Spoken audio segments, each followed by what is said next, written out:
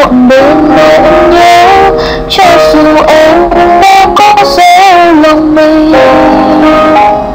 Gió bất chân trần sẽ buốt lên phố sông ký ức muộn quên.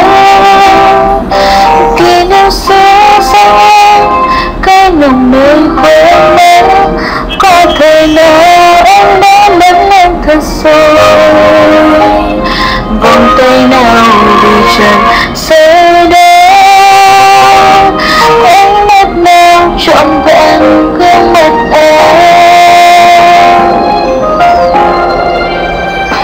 em đã hứa em không rơi ngay trong giấc mơ. Em sẽ tìm bình yên trong mọi ngày và có sáng em sẽ thôi nhau khi đến về. Ngừng yêu em nơi đó của em.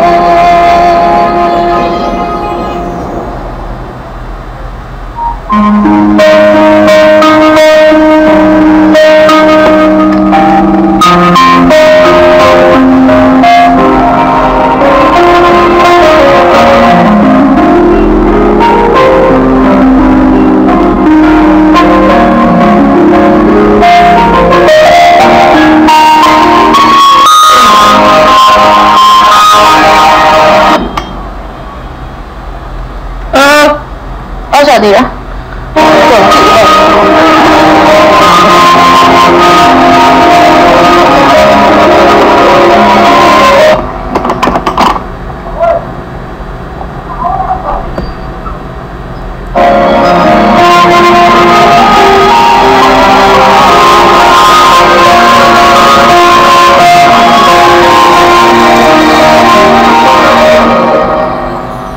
nhưng sao em trong trong muộn đêm nỗi nhớ, cho dù em đã có gió lòng mình.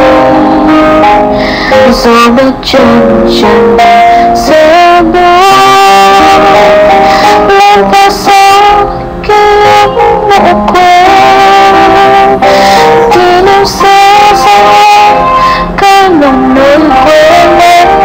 Có thể nào em đã lớn lên thật rồi, vòng tay nào vì trời sẽ đến. Ánh mắt nào trọn vẹn gương mặt em. Đón anh cho khi anh buông lòng em em đang sống trên những con đường còn em nhớ mong em đang chung một sớm mưa. Một nỗi em phải đến và thôi. Em đã hứa em không sẽ ngay trong giấc mơ. Em sẽ tìm bình yên trong mọi ngày và có sáng em sẽ có khi đến về. Ngừng yêu em nơi đó của em.